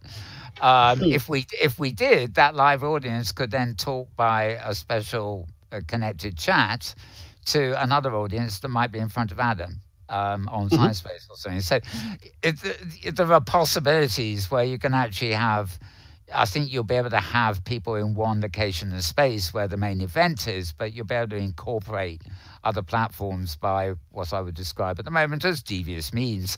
But that kind of stuff excites me quite a lot, and that might be the sort of thing you'd be able to do. You might be able to have a keynote coming in to your event in, say, Second Life, coming from another platform entirely, but where the interaction, the only thing missing would be a real avatar on stage. There'd just be a big screen and an avatar talking, but the chat and the interaction could possibly be achieved. So, this is what it's all about. Yes. Digital, everything really. Digital literacy, digital presence. That's yeah, the whole works. Yeah. Spaces rule. Forget the pages, think spaces. That's what I always say. Well, like I was saying, I mean, we've got 4 immersive experiences coming up between now and the 15th, and then our opening ceremonies, cap off at 8 a.m. Pacific time on Thursday, March 15th, and we're hoping to see a huge crowd this year. And if you want to find out more and see the agenda that I've been reading out from, you need to go to VWBPE.org/conference/VWBPE-calendar. And I guess if they follow this link I'm on, looks like you can get to just about everything you want to from that page, but that will open the agenda for you. Now, just before you go, I have to ask, because James has a great interest in all these things too. Any last-minute questions from you, James? Care to ask Kevin? Just questions that are too big. And what I'm thinking is I work for an organization that, our purpose of our organization is to make decisions based on evidence and to make, rational decisions. And I just, this past couple years in the United States, there used to be a phrase, the attack on Christmas was a social meme, and it's like there's an attack on reason, and I just wonder how that's affecting education, because if we can't make decisions on evidence, where do we go from there? That is a way longer conversation, and one that would get us into politics and the rational. Let's just not go there right at the moment. Yeah, but my question to you would be: is that conversation happening to your awareness? It is happening in the background because the current, oh God, how do I say this without being political? Probably not. No, okay. So let's just say it. Okay, so the fact that there's a madman in the White House has not been helping on the education front in any way, shape, or form. Yeah. There is a lot of chaos that's happening in multiple departments in the U.S. across the board. Education is one of those particular groups, and education had never really been given the support that it really needed, the effective support it really needed in the first place. Right. And so I mean, this is not unique to the current administration. So don't get me wrong, right? Notwithstanding whether you like or hate them, right? I mean, this is not a unique situation of the current administration, but it just seems to have gotten worse. And now all of a sudden teachers, especially in K through 12, now start having to have conversations with children in terms of the difference between what they're seeing the president do and what is really considered to be acceptable behavior everywhere else. I think. Yeah. Well, and I hinted. Sorry. I was going to say also that I mean, when you talk about digital literacy and is evidence-based thinking and evidence-based decision-making a component of digital literacy? Absolutely. It has to be. Yep.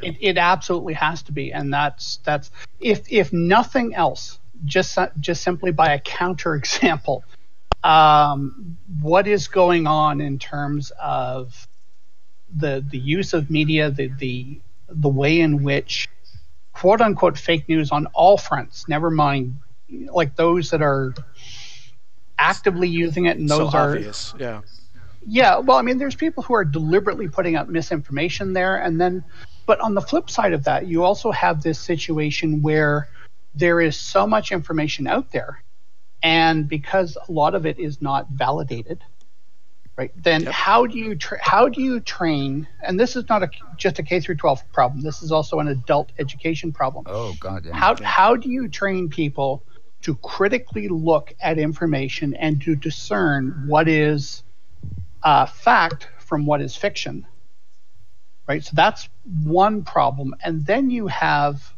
the political and other agendas that sort of get mixed up with that. So good case in point. I mean, in some places inside the U.S., you still have school systems which are teaching about what the heck's the phrase? Creationism in science. Creationism, in science, right? Mm-hmm. And yet, for most of the rest of the world, we firmly denounce that particular position in terms of, that is theology. That's not science, right? That is an opinion that cannot be backed up through scientific proof. Whereas if you look at evolution, there is at least a scientific rationale in which to say, sure, maybe creationists are correct, right? Maybe we all do live inside the eye of a blue-eyed giant, but there's no way to prove it, right? And so you really sort of need to have this separation, right? For STEM to be effective, you need to have a separation between what is a theological discussion from what is a scientific discussion. And you can't do that when you've got a group of people that are in charge at the highest levels that are supporting a non-scientific viewpoint. This viewpoint of like, we will reject the science in favor of the theology. Yeah. Yep. Right. And that just, they talk about the road to hell, right? This is one of the roads to hell. It is. Right? I guess at the beginning when I was mentioning digital literacy and fake news and Facebooks and Twitters and stuff being unreliable, now it's gone to, as you say, it actually goes beyond the political issue because, indirectly because of media ownership and things. As streaming is taking over from broadcast television, the kind of big networks, have agendas of their own. They're hogging our bandwidth and they're providing links and things. But often it's, when you're hearing the news, for example, it's not just the bias of a report. it's what they leave out and don't tell you that's important. And so, people are absorbing information through all these media, but even if the opposing argument or other information is available, it's now being so carefully hidden in that huge haystack of information that people are actually being served by vested interests with their own agendas. Yes and no. I mean, I think when you boil it down, right, it's always been that way.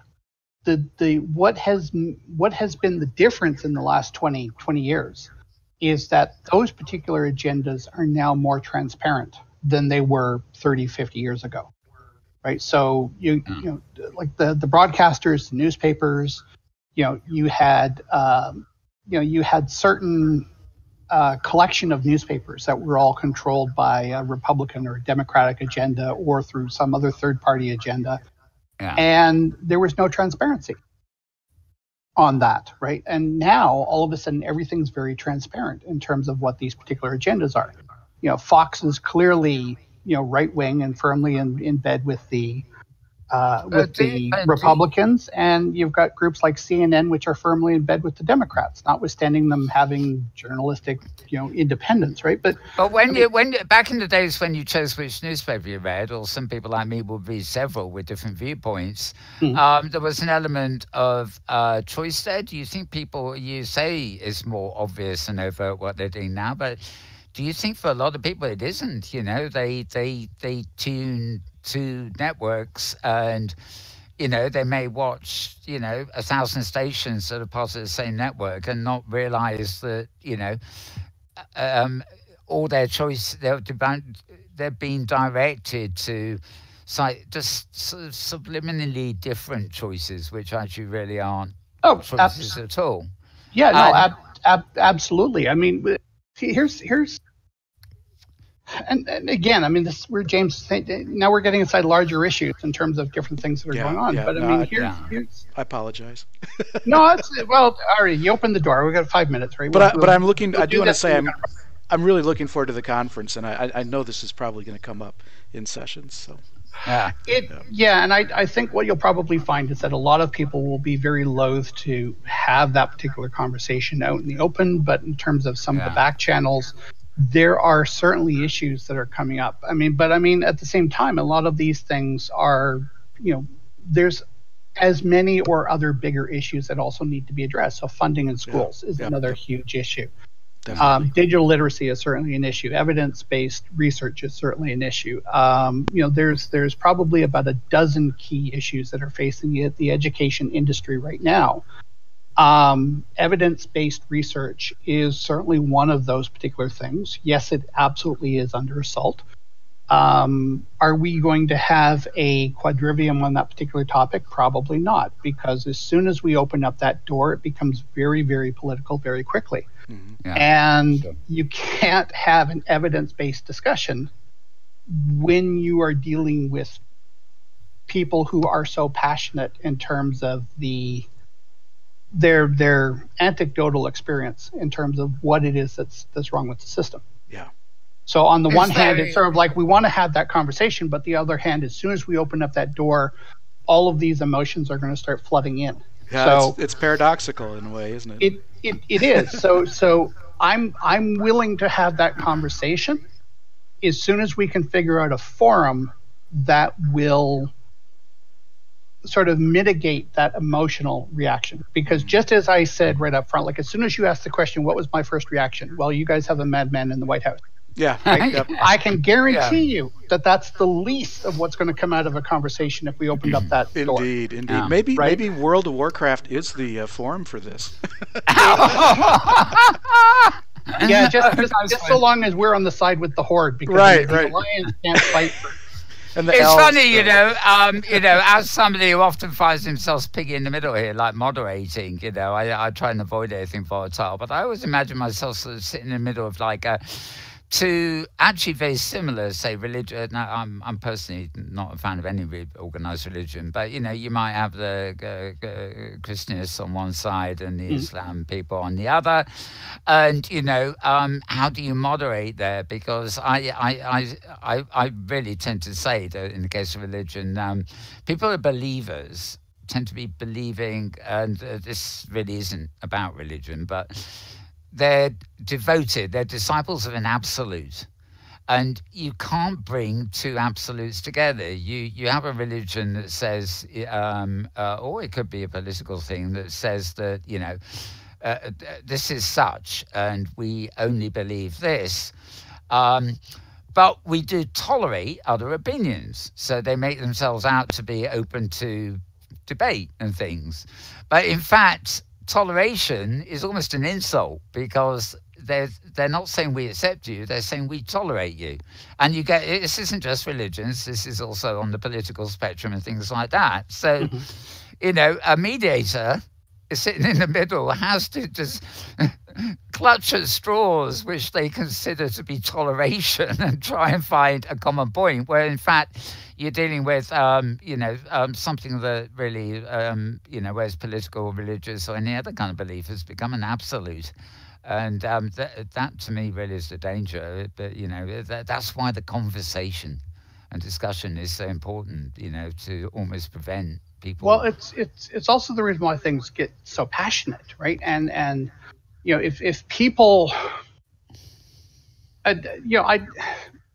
we want to encourage people's faith, we want to encourage people's passions, right? But at the same time, in order to have an open dialogue, there has to be an acceptance that no one position necessarily represents the whole truth.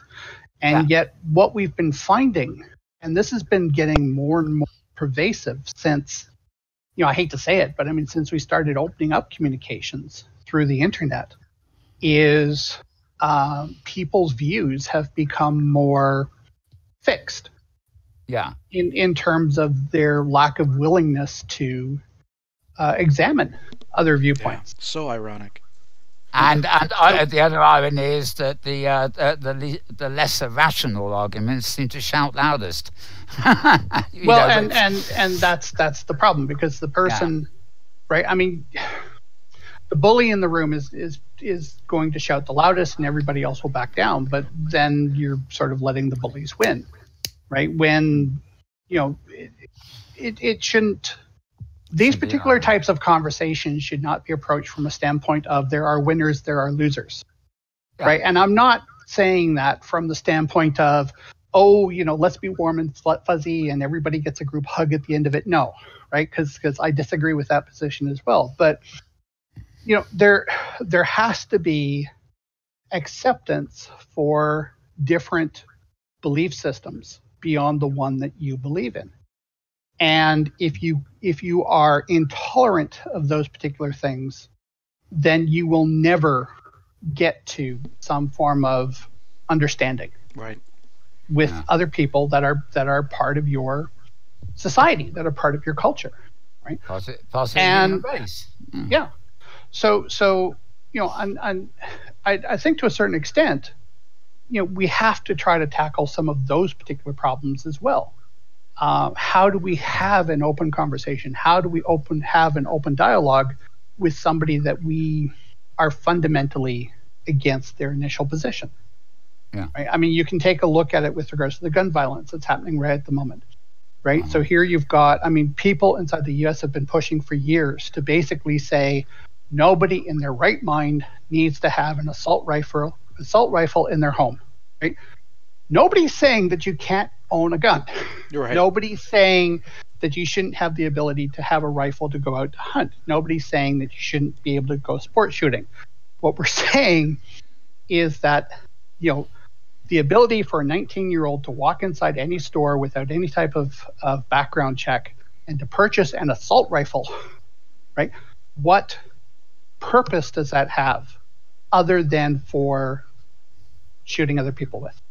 Well, quite, yeah. Right? And it. Sorry, I don't know why you guys got me started on this, because you know I get on my soapbox. Yeah, I think I know you have to go too, so we probably better I do, but I mean it's I don't know, it just fascinates the heck out of me, because I mean the Second Amendment starts talking about this idea that I can't remember the exact verbiage, but it's essentially a strong militia being the essence of a background to a strong state, right? Shall not impede the right to bear arms, or something along those particular lines. Yeah, Tara was telling me that all this the laws date back to militia. They don't. It's not actually about individual gun carrying. It's the fact that they were part of militias and had to. Right. So okay, you want to own an AR-47? No problem. Go join the flippin' militia. Right. Right? Because if you're part of a militia, I have no problem with you owning an AR-47 or AR-50 or whatever the hell the rifle is, right? An assault rifle, as part of a well-formed militia. But there is no reason for somebody to have one of those things in their home. Quite. There is no reason at all for somebody to have one of those things inside their home. Yeah, indeed. Right. And this is part of the essence of the argument, right? Is that you've got people that are fundamentally saying that the right to bear arms trumps everything, and you've got other people that are saying, but there needs to be reasonable restriction with regards to what is permissible and what's not.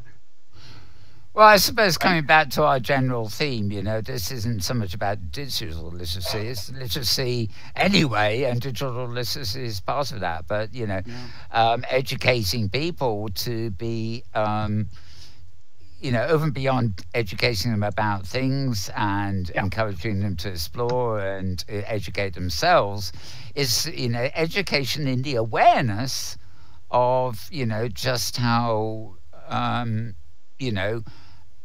insidious these absolutes can be if they're not careful. And I think, that is possibly one of the darker sides of the digital age, because there is so much information out there. But, again, digital literacy is not just knowledge, it's also, an understanding, if you like, of the environment around you in this world. Yeah, and I don't know. I mean, it just seems that the lack of acceptance is leading to a situation where our tolerance level for individual viewpoints has been getting less and less and less and less as a result of having access to unfettered information, which has also not necessarily been validated, so that any particular piece of philosophy, right, can be presented as fact.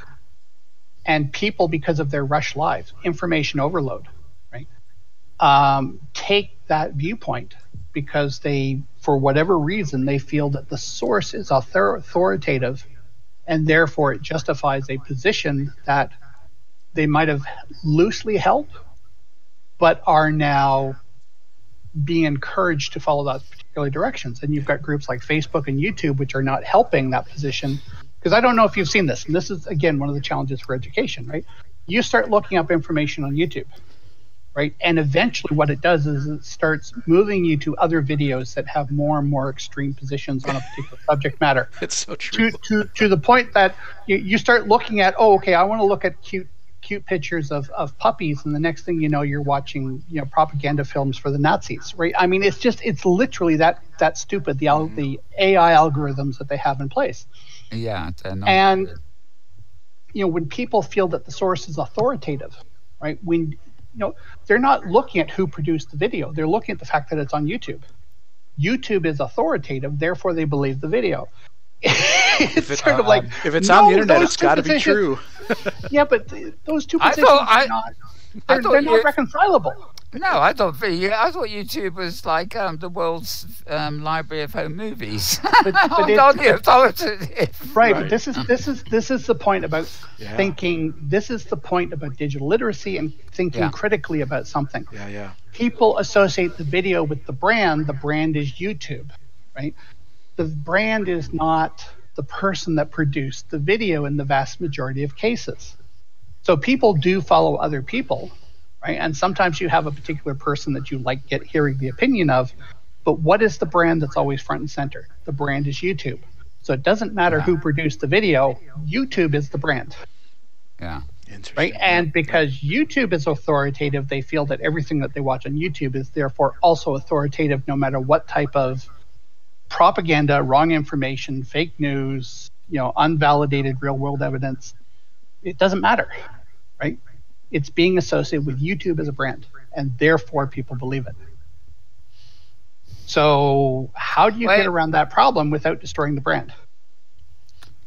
I don't know. I don't know. For anybody who's watching us live at this moment, you're probably doing so on YouTube.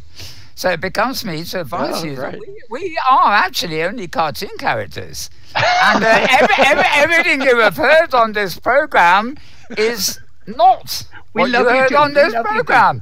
Yes. So you can forget everything. Don't shut us down. We love YouTube. Yes. But we are a most highly authoritative group of cartoons. So go figure. There we go. We're on YouTube. How can we not be? Exactly. Very good. That was good. Nope. All right. I did not mean for you to lose your channel statement. Right.